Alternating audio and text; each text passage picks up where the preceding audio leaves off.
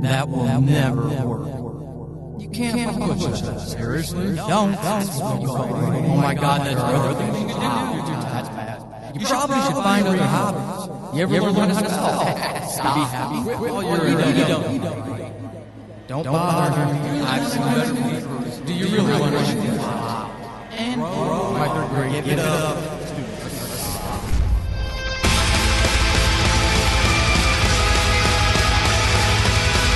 Welcome to Horrible Writing, the rawest, most candid, in-your-face writing show on the interwebs because none of us have time to suck.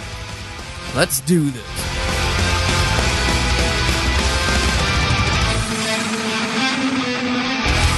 Welcome to episode 63 of Horrible Writing. I am Paul Sading, your host. With me today, I have none other than Ashely Quach, the writer. A writer and illustrator, but the writer of Deck the Halls with Matrimony! Series. And she also did the illustration for the children's book, Santa's Husband. You can find her and her comics over at Sasquatch, not to be confused with Sasquatch.com, and follow the show on Twitter at Sasquatch Radio, all one word. Of course, I will put all these links in the show notes. Ashely, welcome to Horrible Writing. Hey there, buddy. All right. So you and I just had a great time on the Patreon exclusive, which was a whole lot of fun. So fun. And it's going to be really a hard left turn here. So this is going to be interesting how we do this together.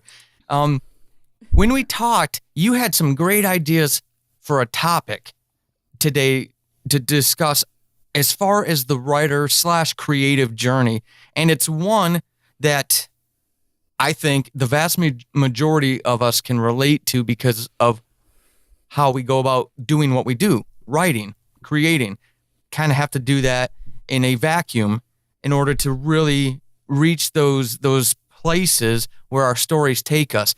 So asking you about the show, you throwing topics at me, and you pitched loneliness as a topic. And I said, yes, nobody's talked about that with me yet. And that is such a great thing to talk about. It has to have the right person to deliver the message. You are that right person. So why loneliness? Believe it or not, loneliness is usually my starting place for writing anything with a romantic plot. I feel like that loneliness is especially fascinating because it is usually symptomatic of need. Mm-hmm. It indicates an absence. And if there is an absence, if there is a need, then that need can be met. And so in writing something romantic that is going to be successful, really it's about creating two characters with needs that match each other. And because it's romance, loneliness is usually somewhat incorporated within that need. So it's just something I find myself thinking about a lot, usually in the beginning of writing phases. And it's just such an interesting emotional state because it's temporary. And it's not like grief, it's not like sadness, it's not like depression. It can flare up so quickly and then be gone again. It's like a flash flood. And it's got this crazy kind of urgency. I think we've all been there in moments where you're so lonely, you cannot see straight. And it, like who hasn't texted an ex at 2:00 in the morning or sent out an invitation to a friend and then been rejected and then felt that wave again. It's so universal and it's so intense and you can do so many different things with it. It's just something I think about a lot. One of the reasons I got so excited that you pitched it was, I don't know if this is, part of toxic masculinity or not, but as a guy, I don't hear a lot of me and my people like me talking about it. It's almost like you've got to be very vulnerable to even start exploring this. So when you pitched it, I was like, hell yeah. If nothing else, it'll give me an excuse to explore it along with her. So has it always been easy or difficult for you to talk about? Because it's a common, like you just so eloquently put, we all go through this and it's so intense that it almost demands all of our faculties whenever it decides to strike. But you, in that first answer, you displayed a lot of, for me at least, a lot of reflection. You've reflected on this aspect of life quite a lot. How did you get there? Was this easy for you, or was there any, as much as you're comfortable sharing, was there something that kind of forced you to work through this yourself? So jumping back just a tiny bit, you were talking about whether or not it's easy to discuss, and absolutely not. Like even with a great deal of reflection, absolutely not. And that's, again, part of what makes it such an appealing thing to write about, because it's so intense and it's so difficult because it seems silly. It seems frivolous because it has that transient kind of expression, because it comes so quickly and then it goes quickly. You end up feeling like it's silly, or maybe it doesn't matter, and you feel like you shouldn't say something about it. It can be so hard to just, it's such a strange, simple thing to say. I feel lonely. It's so hard to say that to somebody else. It's damn near impossible. So for me, as far as how I came to reflect on this, I think, and again, a lot of it was, I before Deck the Halls, romantic comedy was a genre that I visited occasionally, but was not something that I focused entirely on. But in facing with after the first Deck the Halls came out, and we had so much fun with it, and we decided to do more of them. And then, of course, the more you do a certain genre, the more people request that you do a certain genre. Going back to the same well again and again really, of course, made me think about the things that made that well appealing to me. And as I mentioned, it really is. I find a great deal of comfort in painting this picture of someone, of this fantasy of having a need and then having someone else being generous enough to give to you, for comfort, for companionship, whatever the particular plot entails. So in doing so, I've reflected a great deal, not just on my own loneliness and moments of that in life, but more in the ways that I have failed friends or loved ones in their moments of loneliness. I think times when you look back and you recognize, like, I could have been more present in that moment. I could have been a better help in that moment.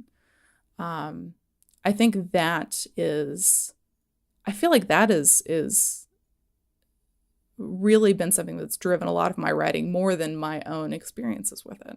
When you're thinking about and reflecting on sensitivity, loneliness, right? Is it because you yourself as a human being are sensitive to that? You're very aware of that demand on you, on your psychological demand. I'm lonely, fill this need for me.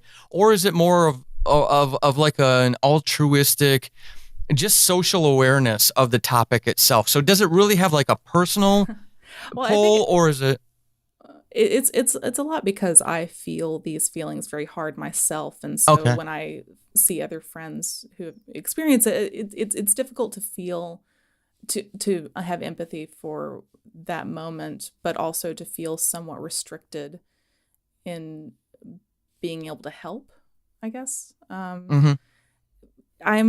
Sometimes I feel like I'm all thumbs, when I'm with, in certain emotional situations, which is funny considering the work that I do. But I feel like that's probably true of a lot of writers, that, we're sometimes we're a little better on the page, than, in person. Yeah. Yes. So with this, then, you using this as somewhat of a framework for your creative muse, is this, how does this drive for you? Is it something you're creatively exploring? I mean, I write horror. I don't plan on going out and mutilating people anytime soon, but I love using the muse to explore what that experience would be like. So for you, when you're talking about this topic, and as it relates to your own writing? Is it somewhat of a creative exploration? Is it a catharsis? Is it something else entirely different? I feel like it would be too glib for me to say it's self-medication. It certainly is to a certain length. And sometimes it's a lot of times when I do write, well, especially since the first deck, the halls, which I mean, a lot of what I write, I do write for specific people. So a lot of times when I write, if I'm writing something for a specific person, a lot of times it's a gesture. And again, it's that gesture of love and friendship, of this is what I wish you could have. I wish this feeling for you. Yeah. You know, I think I've talked before with first deck, the halls, I wrote for my friend Jessica, who was going through med school, and she was super duper into Hallmark Christmas movies. And so writing it was for her. It was saying, you know, you've been very stressed out. This is something that gives you happiness. This is for you, and it's doing all your favorite moves the best that I could do them, you know. And something I'm currently there was something I actually just wrote a few weeks ago that was, again, it was an idea that came up when I was out with a friend, and I got a great deal of pleasure in pursuing writing this expression for her, because she was, you know, she was in a place where she needed some cheering up. And this was the ultimate in crazy wish fulfillment, writing the best comfort food I could, you know. It's like when someone's sick and you make them macaroni and cheese, you know, or soup. And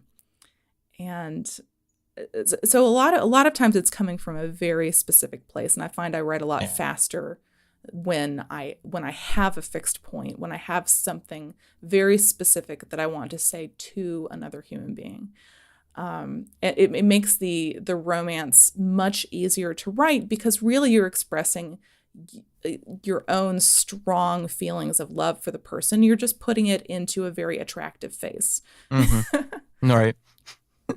No, that is no. So I could, even though we're completely different type of genre aim with our stuff, I can totally relate to what you were just saying there. Now, for you personally, so we can get to know you a little bit better, as much as, again, as you're comfortable sharing, what is the worst thing for you about being lonely? And then, because I don't like focusing on that, what's the best thing about being lonely? Oh, gosh. For you, Ashely. The worst, all right. I guess it's two sides of the same coin. What's that song? Riley Kiley has the song "Better Son, Better Daughter," and there's a line. Sometimes when you're on, you're really effing on, but the lows are so extreme that the good feels effing cheap. And yeah, I feel like that's such a great expression of it. So for, you know, because for me, it's two sides of the same coin. Like, the worst of loneliness is when it is expressed in the presence of other people, feeling isolated when you are just in the face of any kind of social exchange, where you end up feeling like you're not being heard, where you are or feeling unwelcome, or just feeling out of place. My co-producer Paula tells me that whenever I write a fish out of water story, she always remarks on that. She says that that's my strength. And I know that's where it comes from. And it can be very, it's difficult to be in a situation where the social onus is on you to continue talking, but you can tell the person is not interested or not listening. Yes. But in addition to that, I feel like there's also the added flavor of, if you've ever been the kind of person that if you are socially what is not expected of the group, and you have to sort of play along as if you are. And I've had that significantly frequently in a number of different walks of life. You know, like when I was in North Carolina, you know, I was a church going kid, and like I was never really someone who exactly fit in with the church going kids. Like for, I don't know, I didn't know how to do it right. Right. And then, being a woman, but you're never the right kind of woman. Yeah. I'm a very tall and loud person. Well, infrequently loud, but I'm talking very gently because I've got a microphone a foot from me. But I tell you, God, if you get me in a room and get me to describe, no, seriously, if you get me to describe like either the latest plot of the movie that I saw or whatever I'm working on, it gets loud real quick. I laugh because that's my daily experience. My wife is exactly. Are you a Modern Family fan by any chance? Yes, have not. I'm far behind on all TV shows. Oh, well, that's yes. Okay. This reference is like 3 or 4 seasons old, but my wife is so loud that when there was an episode a couple seasons ago, fans, if you don't know the show, I apologize, but I feel like I'm connecting with Ashely right now, so I've got to share this. Jay is looking for I've got Sophia's character names block in my brain now. His wife.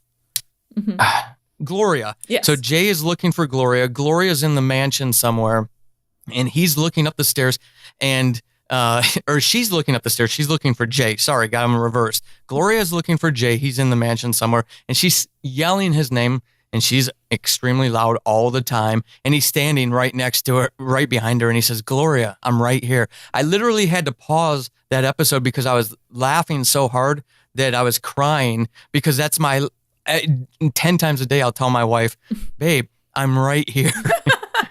So when you say that, that's why I laughed, because I can go, I get her. I totally get her.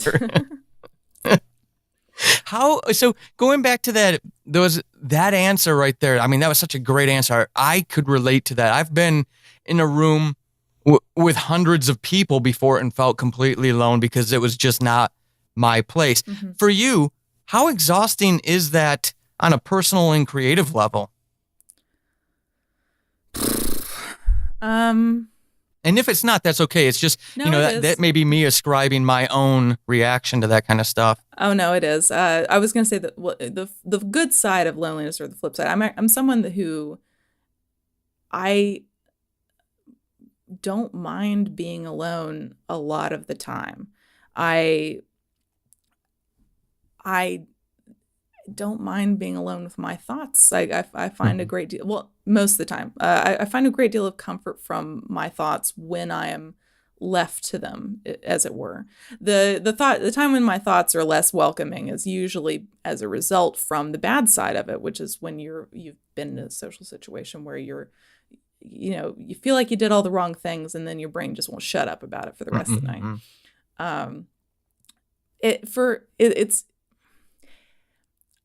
It's a little tiresome in certain seasons more than others. Doing the whole Hollywood writer thing, you have to get in a room and pitch with people. There's nothing more exhausting. It feels like getting hit by a truck, because there's so much anxiety leading into it. There's so many nerves and the preparation, and it's you're trying to keep one thought in your head and banish all the others. It's just like keeping all of your muscles tensed, but it's brain muscles, and and then you don't know what the room's going to be like till you're in the room. And even when it goes well, sometimes it doesn't go. It's that can be, I feel like that is harder sometimes than the writing itself. Like that's it, because it's asking people again and again, like me, believe in this, and it's very difficult to garner the reaction you want. It's what are you gonna do? It's like dating, right. I guess. Most of the people you interact with are not your true love.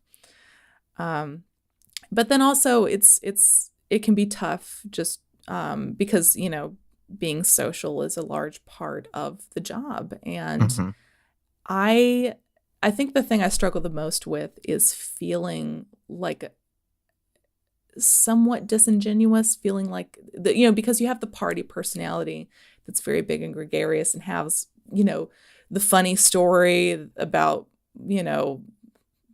the crazy guy you saw at the movies. I don't know. Like you have the persona that's really big and really out there and just on and entertaining. Mm-hmm. And it's so different from who you are in your office with your computer, which feels that the me in the office with the computer feels more like the real me, Yeah. and so having the divide between those two, I think, is probably the most exhausting Okay. part of that. Life is a series of personalities. Like, I feel like I embody a different persona for when I'm directing with Deck the Halls. I probably have a different persona with the people that I work with on a regular basis. It's just but I think the party me and the office me are the most different, but also the most frequently brought out of the bag, and that's why the divide feels probably the most exhausting. Yeah, that makes sense. That makes absolute sense.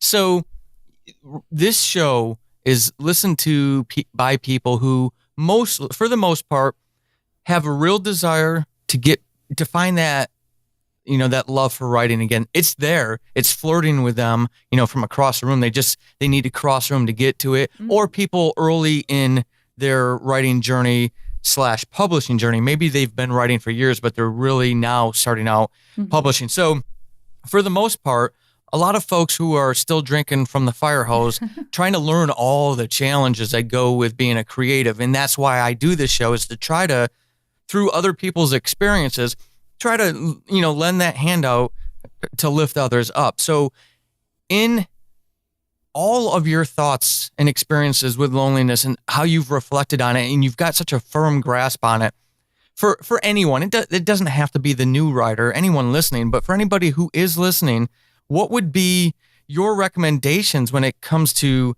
counteracting or balancing, the impact or the effects of loneliness?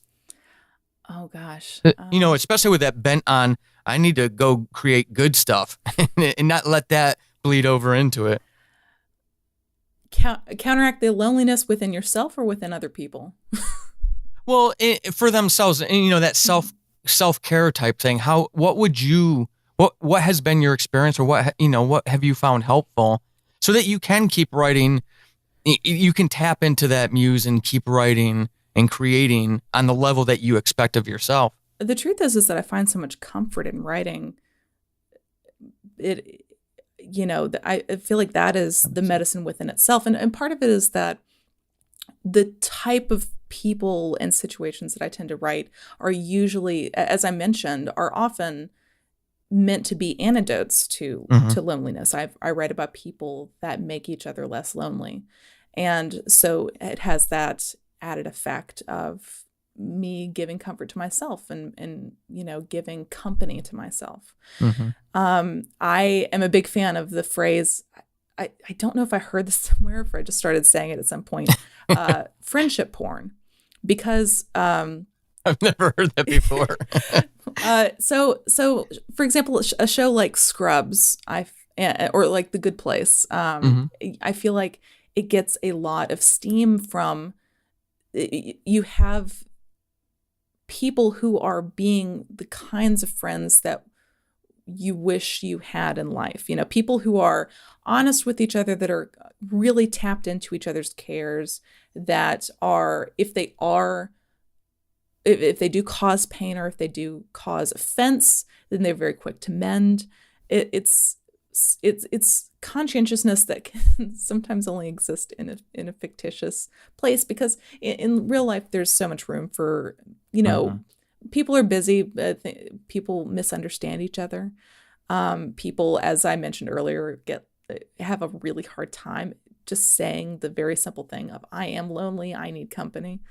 In a TV show, no one ever has to say that, because the friend is already there. They anticipate. So there's certainly that aspect. And I know certainly for Deck the Halls, that's been a driving force in all 3 seasons, is that's really the well we go to over and over. Because honestly, for romantic stories, you're kind of limited to a couple of major tent poles. You know, you have the meet cute, you have like the moment where they start to sort of realize there's some chemistry. There's a little bit of tension and like, oh my God, something's going wrong in like later act 2. And then like things get worked out, big kiss finish, done. Like that's pretty standard. You know, it's, you know, you ring those bells and you're done. And then there's like a lot of other space to occupy. Right. And so for that, like, I feel like there's so many deep wells to explore because there's so many different kinds of friends. There's so many different kinds of acquaintances. And there's just a rainbow of ways that we, you know, surprise and also disappoint each other. And there's just something about it. There's something very comforting listening to people that have a rapport with each other. It sort of breaks down that fourth wall and it makes you feel like you're part of this group. And I love shows that do that. I love that feeling in fiction. And it's, I mean, that for me, that is always a very satisfying, that's a satisfying place to occupy in your imagination. And so, yeah, so that, and I thinking about sitting down with a new idea when you're shaping these people out, you get to a certain point where it is like getting to know someone new. You're becoming friends or you're falling in love with someone new, depending on which kind of story you're writing. And it's I'm in a first draft place right now where I've got this feeling. I'm an old married fogey, and it's been a very long time since I've had a first kiss with anybody. But like there is that feeling that comes with when the first kiss is coming. You're in the room, you're in the moment, you know it's coming, but it hadn't come yet, and it feels a little skittish, but it's really invigorating. And I tend to feel that way in when I'm outlining or in a first draft. It's there's just something about it. It occupies your heart in a way where there's not really room to feel lonely, I guess. Kelvin tried to speak, but his throat cracked. He gasped for air. Love bent down and kissed his forehead. Elsa rested her hand in the middle of his chest. Love's eyes wet even as Kelvin's began to cry. It will hurt for a while. Her mouth turned down as she ran a light thumb over his lips. And it will pass in time, like all things do. This excerpt is from my horror anthology, 12 Deaths of Christmas, available in ebook and paperback on Amazon. It's funny how it manifests in different people, isn't it? You know, when, like you talked about, when I asked you that, you went straight to actual writing is where, you know, one of the beneficial things. And as you were answering that, I was, you know, walking parallel to you just in a horror track. And, and I think it's very interesting how you react to loneliness and what you shared compared to how I do, and how that manifests in the different genres, because I can use mine to really go into those dark places that I need to go tell the stories that I want to tell. Whereas you do the same thing. It's just it's a completely different genre and different aim. I love humans. We're such interesting species, such an interesting species. It's really funny. The difference between me before I wrote and me now, like the level of healthiness. Yes. I think I was a much needier person, or really just like didn't know what to do with my emotions, you know, it felt like a fire hose, you know, like, which may also be the age that I was, you know, teens and 20s, but just the difference in feeling and just being able to put those feelings somewhere.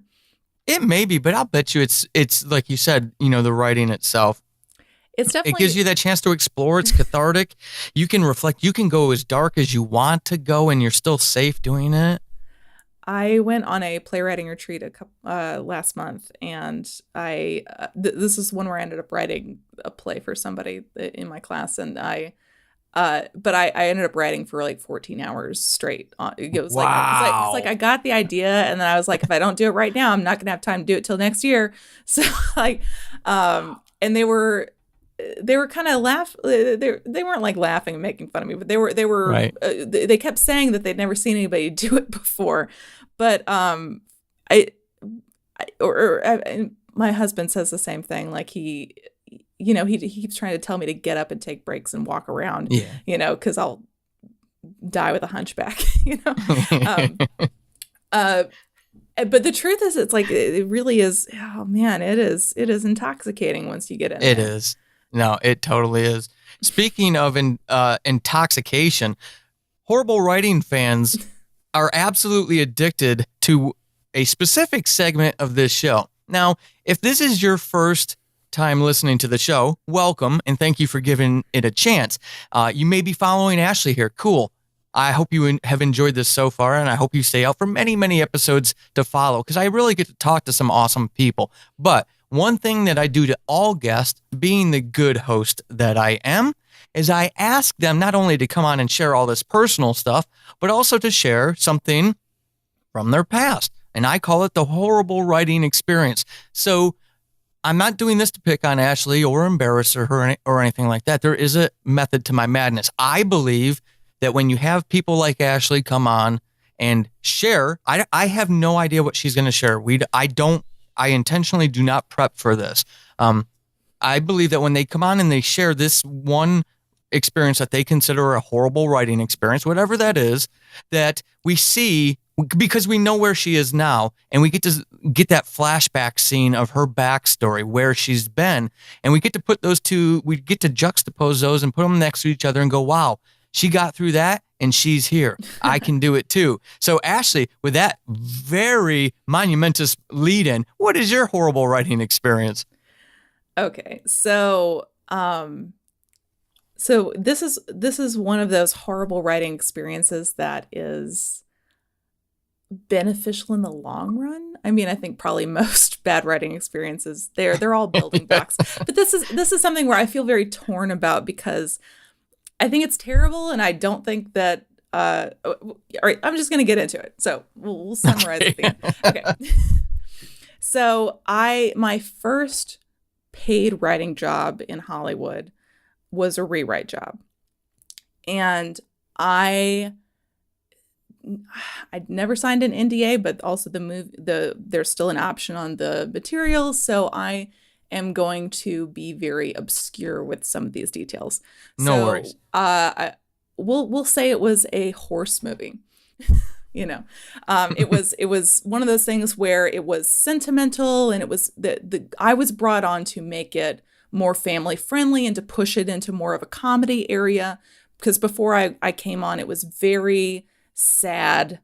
Like, I don't think the animal died originally, but it was like borderline, it came real close. Right. It was a real tearjerker, and there was I think there was a 30-page scene where the animal was like, will the animal die? We don't know. And I was like, 30 pages is too long to keep an animal in peril, So I was brought on to punch it up, to make it more like a Disney movie. It was not a Disney movie, but that was my end game. And so, it was a very, very, very small amount of money. It's one of those, a lot of new writers sort of get brought in with this bait of, here's how much we will pay you if the movie goes forward. Here's how much we're going to pay you now. And it's infinitesimal. But the check cleared, and I didn't have anything else going on. So, I went for it. And so over the course of a little less than a year, I maybe like 8 to 10 months, I rewrote this script 5 times at least. And that is not counting drafts within drafts. I mean, like total course changes. Like we changed the plot quite drastically about 5 times. And at some point, like I was briefly taken off the project and they brought the first writer back in, and then they were like, oh, right. And then I got brought back on for the final draft. And it was it was one of those things where it started out as a love fest, which most writing for hire situations do. They bring you in because they love you. They bring you in because they're crazy about what you do.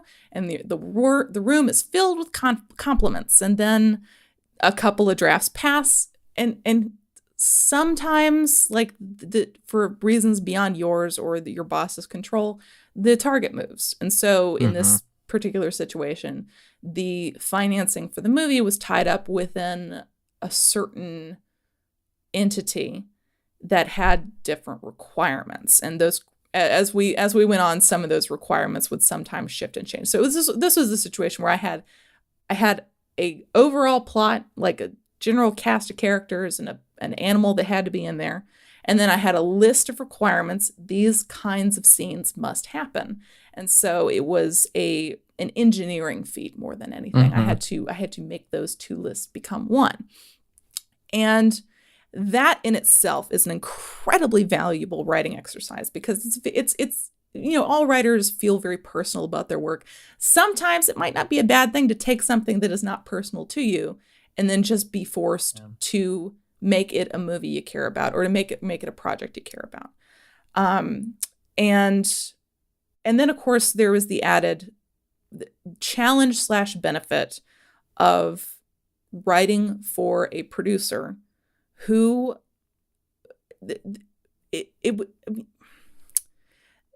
who was, very, very quick on the notes turnaround. And like again, like I said, we did a ton of drafts of this project, and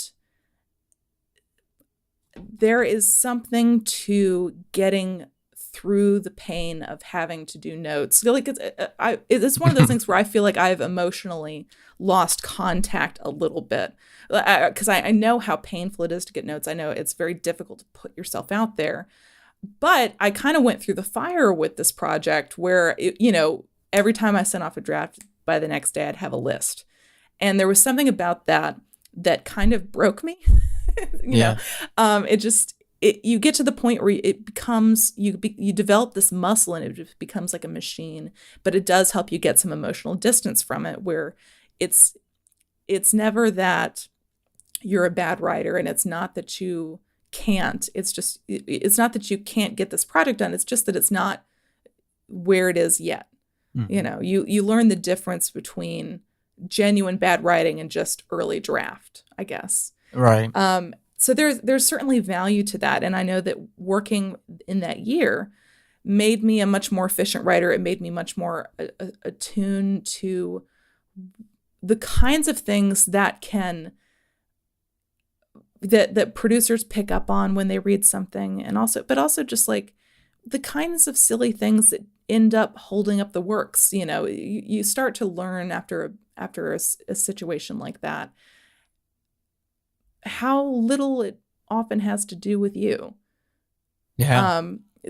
How much there is outside of your control. And honestly, doing that was a large reason of why I wanted to do Deck the Halls, was because I had control. I could put it on the page. I knew when it was done, and we went forward. There was no one else above the ladder who needed to say yes. And I don't think I would have done that if I had not been for having had a few jobs where you jump through all the hoops and then it still doesn't pan out. And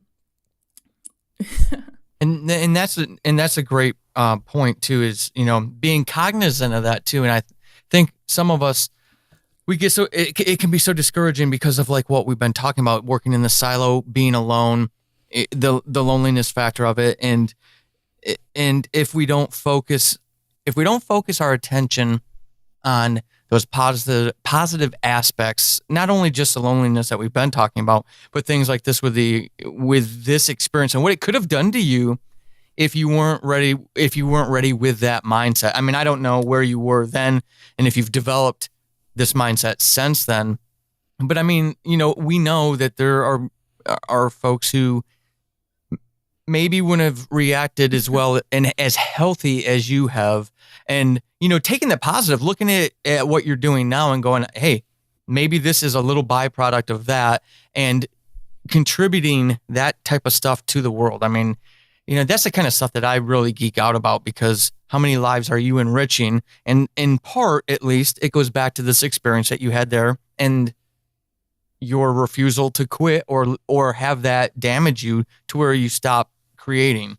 That's an empowering message. It really is.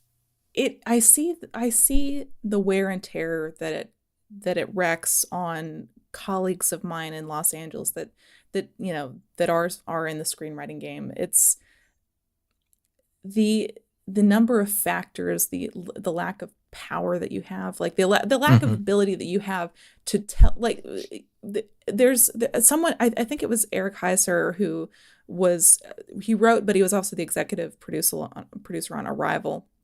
But he talked about how everyone in the room gets to say when the script is ready, except for the writer in Hollywood. The actors, the director, the producers, everyone else signs off, but the writer, it's very strange. And I think most writers, once they've been going for a while, like I think a lot of us, that we know, you get to a certain point, and I feel like this is when I started to feel like I was a competent writer, when I got to the point where I could recognize errors or faults in my drafts and recognize when it wasn't all the way there yet, even if I couldn't figure out the solution right away. If I knew that there was something deficient, there's something about that makes me feel much calmer. Like if I'm aware of my failings, being able to recognize your own failings means that you may be able to find a solution just because you are looking for one.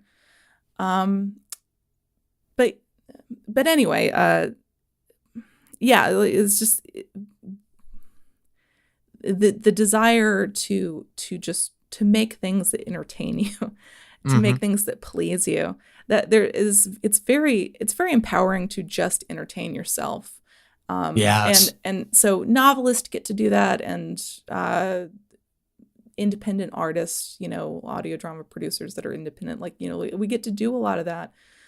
And you're not always you're very seldom afforded that opportunity if you go the Hollywood route, because that's not why you're there.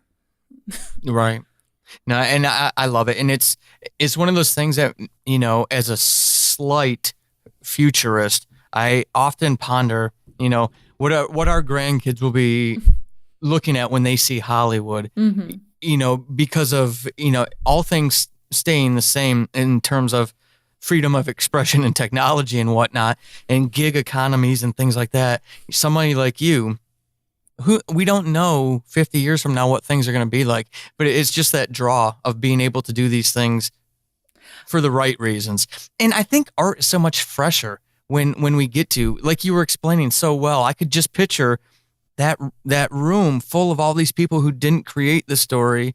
And as you were saying that, I was going, this is why so many movies are exactly the same, just with different titles. I will say though, that is, I don't want to devalue what executives bring to the table, because you have the flip side where a creator will amass a certain amount of power, and then no one gets to say no anymore.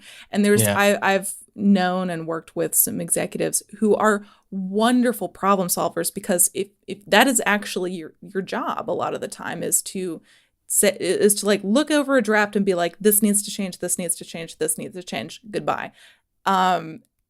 It's and I so cherish people. It's such an amazing talent. And so it's a real mix, because of course people get into this game with different kinds of motivations. So I certainly don't want to paint the picture that executives are all just there to say no. Usually they're there to just find the way to yes.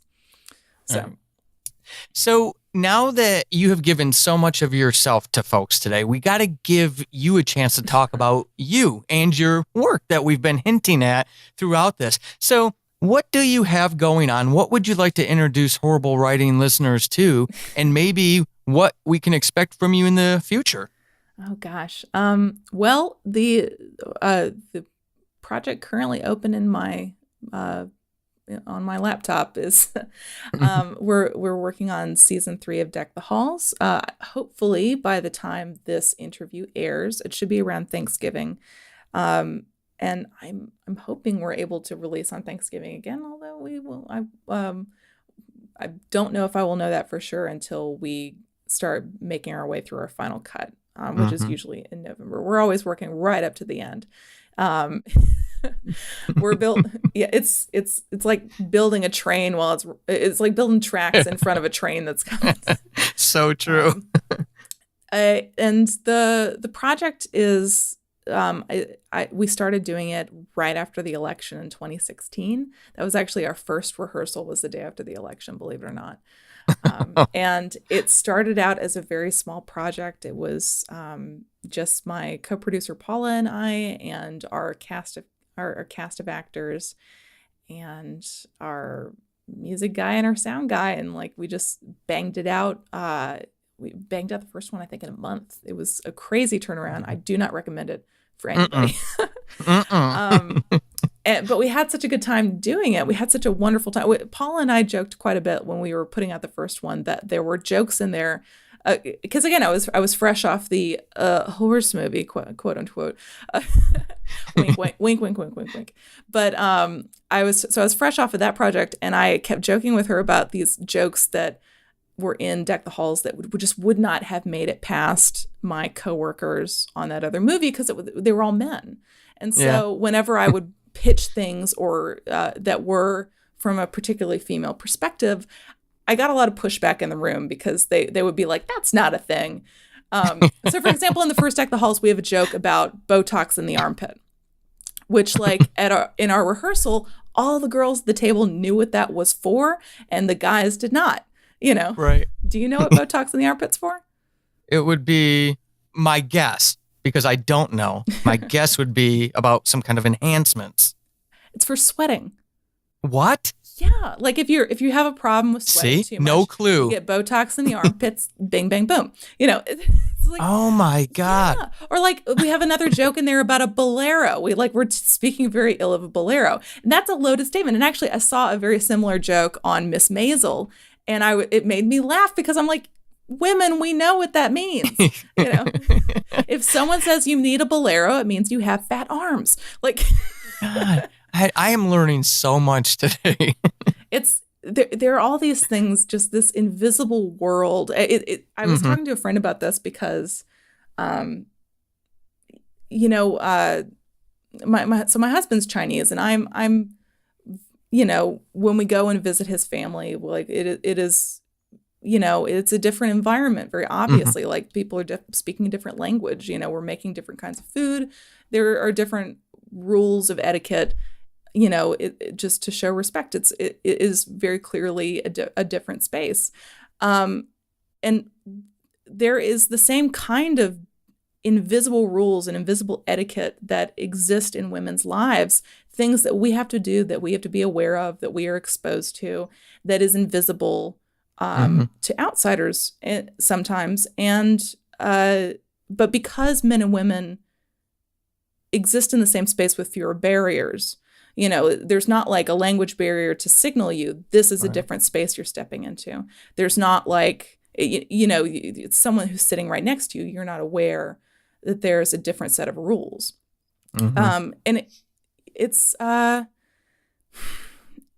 know, like, I mean, one time my husband and I were walking back from Target, and I told, you know, he tried to cross the street, and I was like, no, we don't cross till 2 more blocks down. And he's like, why? I'm like, well, that goes along a lot of bushes and empty buildings. Like someone could jump out at us. And my husband was like, what do you mean? And I'm like, never mind. You don't think about it, but I think about it. I'm going to deal with that. but it's stuff like that where the things that we think about, the things that we might reference in humor, just because it is invisible, you know, to a gentleman doesn't mean that it's not gonna resonate. Right. You know, that's why I give you so much credit for writing comedy. It's not easy, and it's so important to do because it can introduce. It's a safe way to introduce these, like you're talking about, these foreign concepts that are behind these, these walls that we aren't even aware of, and for edification, if nothing else, to help people learn to see a perspective, to understand an experience. But it is so hard to do in comedy. Oh gosh, I give you credit. I really do. It's like, well, it's just one of those things where comedy is nice because it can allow you to create pictures that might be otherwise, I don't know how to best put this. It can allow you to address situations or circumstances that might be construed as unpleasant or a stressful topic, but it allows you to address it in a way that goes down a little smoother. It's the spoonful of sugar. I was talking actually about Kathy Comics on Twitter a little while ago today. Kathy gets a bad rap, like people no, seriously, people have this idea of her being like shoes, chocolate, but actually, if you go back and you look at the comics from the 80s, she talks about, Kathy gets sexually harassed by her boss. Her boss forcibly kisses her and she punches him in the face and knocks him out. And then she worries she's going to lose her job. She addresses unpaid maternity leave. She addresses negotiating for a salary. Like, there are multiple comic strip story threads within Kathy Comics where she is negotiating for a higher salary. It's incredible. And like, it's one of those things where, like, how many other regular sources of media in that time frame were you really seeing a woman negotiating for money? And it was in the comics. That's what's crazy. And she kind of gets a bad rap for being shoes and chocolate, and there's plenty of that in there, but it's surprisingly complex. And actually, Kathy Guyswhite, when she was first syndicated as a comics artist, she was still working at an advertising agency, and she was keeping the whole comics thing a secret because she was afraid that it would embarrass her professionally. I don't know. Full credit to Kathy Guyswhite. Yeah. But so there's the with the Deck the Halls, especially Deck the Halls 2, like Deck the Halls 1, because when I wrote it so specifically as a Hallmark movie. So a lot of the things that I touch on are with a very, very light hand. And season 2, I wrote it during 2017. We were all having a bad year in 2017. But there were a lot of things that I went for with my teeth out a little more than I might have otherwise. Did you notice that the climate, maybe even if you weren't aware of it in the actual writing, maybe when you went back and edited it, but did you notice that your comedy became, I don't want to say more aggressive, but edgier, maybe we'll say edgier. Because of the climate you were writing in? I think it would be a stretch to call my comedy edgy. I was struggling for an edge. So part of it is that, like, I really, it was a struggle to keep everything so light in the first Deck the Halls, because I had to really keep it clean. Everyone's got to have perfectly above board, ethics in a Hallmark Christmas movie. Like, gosh, I don't want to spoil it for people that haven't heard it, but but like, people can't cheat on each other in a Hallmark Christmas movie, as opposed to Deck the Halls 2, where it was like, I wanted to say some very specific things, because I think that those are interesting emotions to explore. Like, so Deck the Halls 2 is a lot of that plot is Katie being in this position where, marriage has not turned out the way that she thought it was going to. And she has to make some very difficult decisions. And she's a type A person who has never failed at anything. And now she is failing rather publicly at marriage.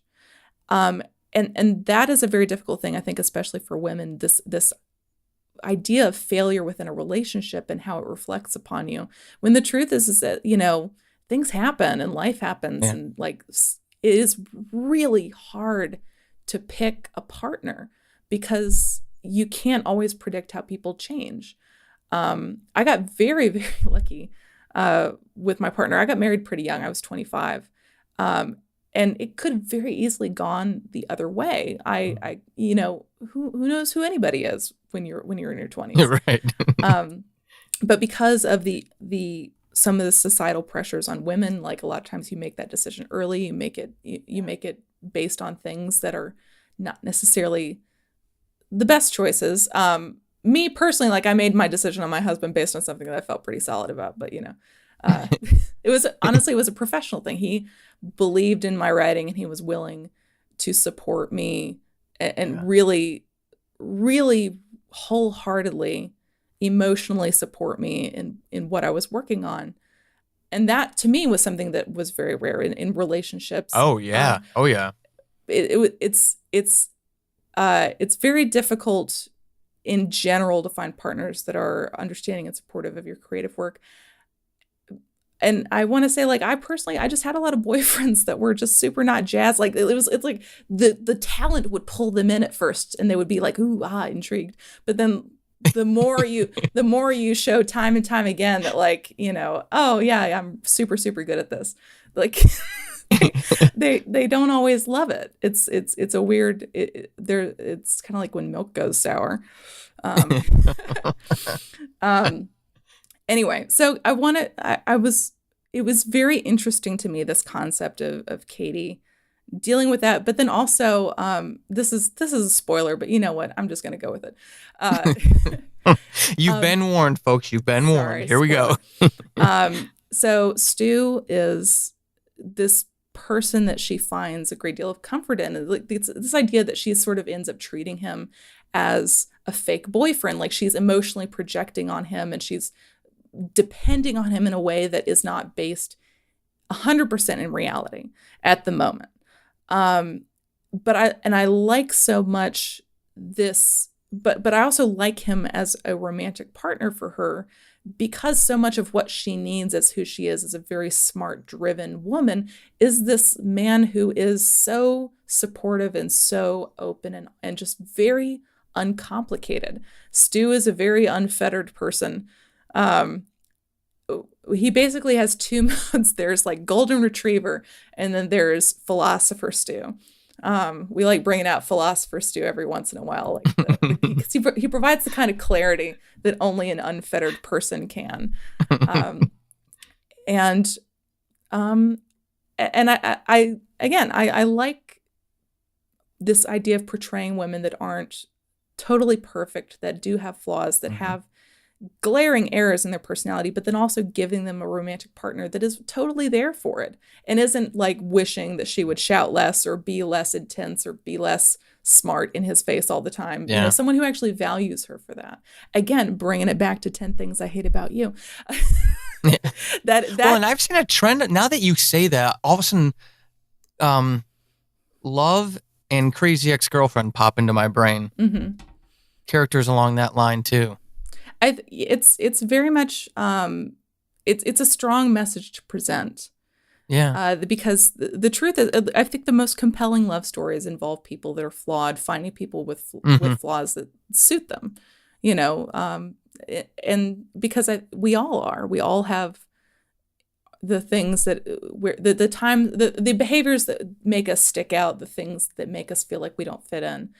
And being totally 100% accepted by someone for everything that you do is the best. It is so cool. Yeah. I gotta say, man, like, it is, if you have that in a relationship, lock it down. Like, that is all you're looking for. That is the only thing. That's what you need. I mean, yeah, like, keep an eye out for like credit card fraud and stuff like that. But you get the idea. Like, that aside, you want someone that is not that is supportive of you, that is open and accepting, but also someone that doesn't feel like that your strengths diminish theirs. That's right. Sort of the flip side of the coin. Right. Anyway, so that was a big part of Deck the Halls too. That was that I don't know if it was because of 2017 or I think I probably would have gotten there anyway, because it's something I talk about a lot. It's something I think about a lot. Well, and it may have been. I mean, I don't know how people could do the same. It would just get stale for me to do this, structurally. Oh yeah. With an arc, do the same kind of thing. So it could be a number of factors. Oh yeah, you got to change it up some. Oh yeah, and I can tell you, too that so at the very end of the first Deck the Halls, I told Ian, who plays Trip, because we were talking about doing a second one, and I was like, oh yeah, I think I'm gonna kill off Trip's dad, and he was like, what? And I was like, okay, maybe not. But I bringing in that character to play with was so fun. Like writing terrible characters. Like I love someone who is a charming asshole. They're so fun to write. Pardon my language. That's the truth. That is so true. And I based so much of that character. I just sort of stole things that I've overheard my dad say. I love my dad so much, but he had home persona and he had business persona. And so business persona I borrowed from a lot for writing Trip's dad. So it was really, really indulgent. We got to know now, does dad know this? Did you tell him? Oh, my dad? I can't remember. I don't remember if I discussed it with him. I've always wondered, how people would react. I've never done that myself, especially those assholes. I've based a asshole character on you. So I was curious, since it was your dad, if you had or not. Well, really the thing about this character is, like, I mean, the final scene for him fills out the picture, and you realize, like, oh, he's an asshole, but he's not like a total asshole. Right. He's just abrasive. It's, I honestly, I'm not sure that my dad actually listens to my stuff. And honestly, if he did, I'm not sure he would hear himself in it. Cause I've certainly seen that, like, when I write voices the way I hear them, people usually don't see themselves in your work. You're right. You're absolutely. Even the villain is the hero in their story. Nobody sees themselves like that. So now that folks have fallen in love with you and they want to find the stuff you're doing, where do you want to send them to out there on the interweb? Where can they look you up, follow along, check out some of your stuff? Well, for the podcast, I believe that we're on pretty much all of the major things. So SoundCloud, Stitcher, iTunes are usually the first places I direct people. That is Sasquatch Radio, SASSQUACHRADIO. And of course, for Deck the Halls with Matrimony, when you look it up on your podcast joint, it is Deck the Halls, parentheses, with Matrimony, exclamation point, in parentheses. And I say that because there's a lot of Christmassy things, or like other programs that are not ours that are just called Deck the Halls, and they come up first. So there's that. I believe we've been working on a new website. I think maybe by the time this goes live that it will be online. So sasquatchradio.com. My sort of slightly defunct, maybe hopefully not for too much longer, comics website, sasquatch.com, is where I used to put up all my drawings. You can buy Santa's Husband on Amazon or at your local bookseller this Christmas. Please do. Go call your local bookstore, call your library, and be like, do you have Santa's Husband? And then when they say what, you can explain. And hopefully this holiday season, besides the Deck the Halls podcast, I will be putting out a little slight supplemental material for Santa's Husband. Oh, cool. Nice little sneaky treat there for you folks. And folks, on a serious note, unless you're, I don't know, still using an iPod, and I'm not judging you because I still do, I will link all of her stuff. So if you're on your phone or whatever, just look for those links in the show notes and you can click right over to them. Ashely, you've been an absolute, it is a joy. I love talking to comedy writers. They're just so much fun. But you've been a joy, and you really, really helped explore a topic I think that's really important for folks to spend some time thinking about, and how it applies to themselves as human beings first, and then as creatives as well. I want to thank you for coming on and giving us so much of your time to talk about something I really truly feel is important and very helpful to other people. So thank you for that. Thank you for having me. And hey, listeners, if you're feeling lonely listening to this, or you've been feeling lonely, do listen to Deck the Halls, because you're who I'm writing for. I wrote it because I wanted something to keep people company. And that's why I do it. So you're who it's for. That is such a cool humanistic thing. I absolutely love it. You're an epic person, as we say on this show, Ashely. You are absolutely epic. This has been Horrible Writing, and hopefully after this episode, you suck less than you did at the beginning. I am Paul Sading, your host extraordinaire. You can find me over on the Twitterverse @WritingHorrible and over at paulsading.com/horrible-writing. Until next time, suck less.